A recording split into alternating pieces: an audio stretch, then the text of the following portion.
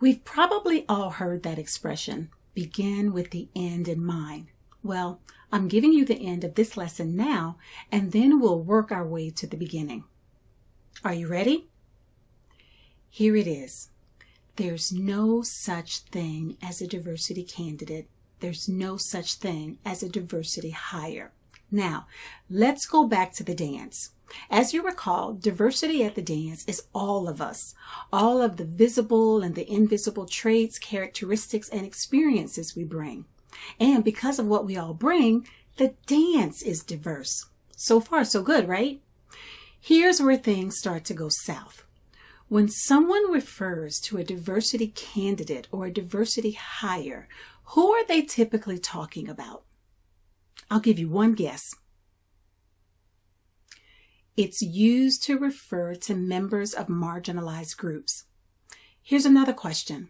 When someone refers to a diversity candidate or hire, who are they not talking about? Again, one guess. It's never used to characterize members of the majority group. When people use the term diversity the wrong way, diversity itself gets a bad reputation. The misuse also helps to explain why cisgender hetero white men can feel left out of diversity as well as the diversity conversation. At the extreme, people can even get hostile and feel resentful toward diversity initiatives when they feel like this. Diversity doesn't have anything to do with me, so why should I even care? I've been in places where this happens. What about you? Have you ever witnessed anti-diversity? Have you ever expressed it because you feel like diversity excludes you?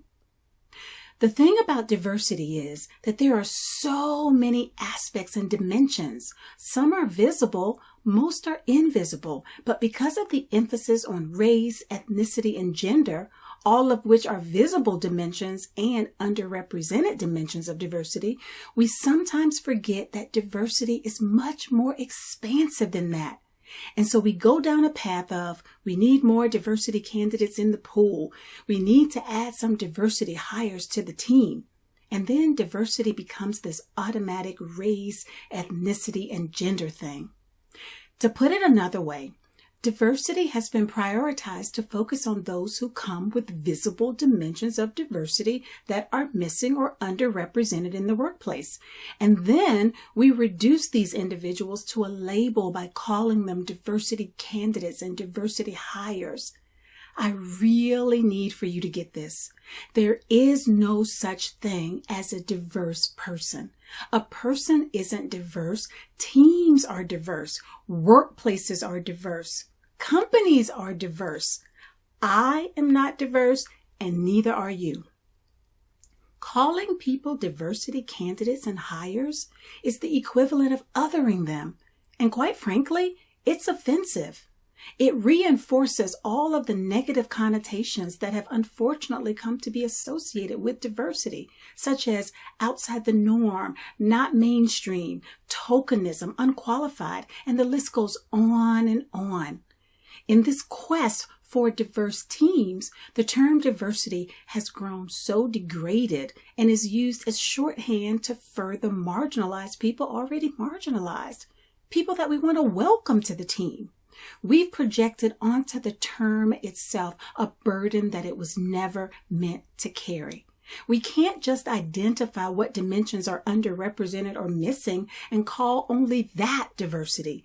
That's not how you welcome people to the team, by giving them or anyone else that perception, a diversity label. Trust me, people don't like that. The language we use matters.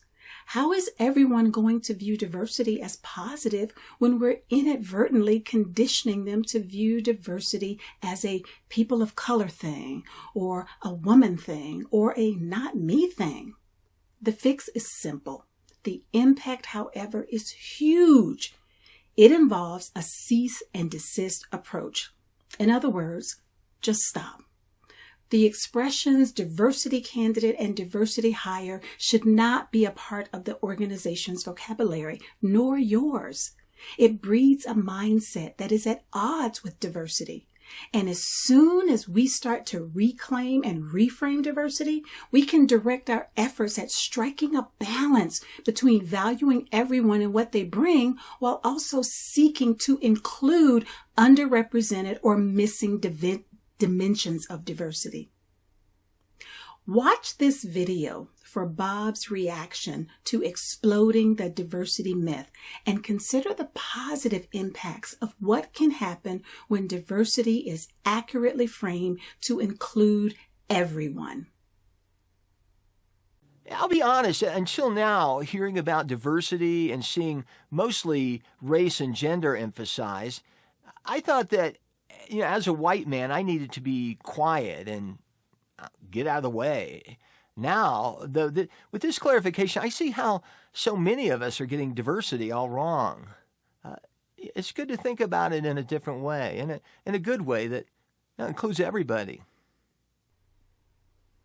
Diversity, the beautiful and varied mix of all of us. Now it's time for you to do the work.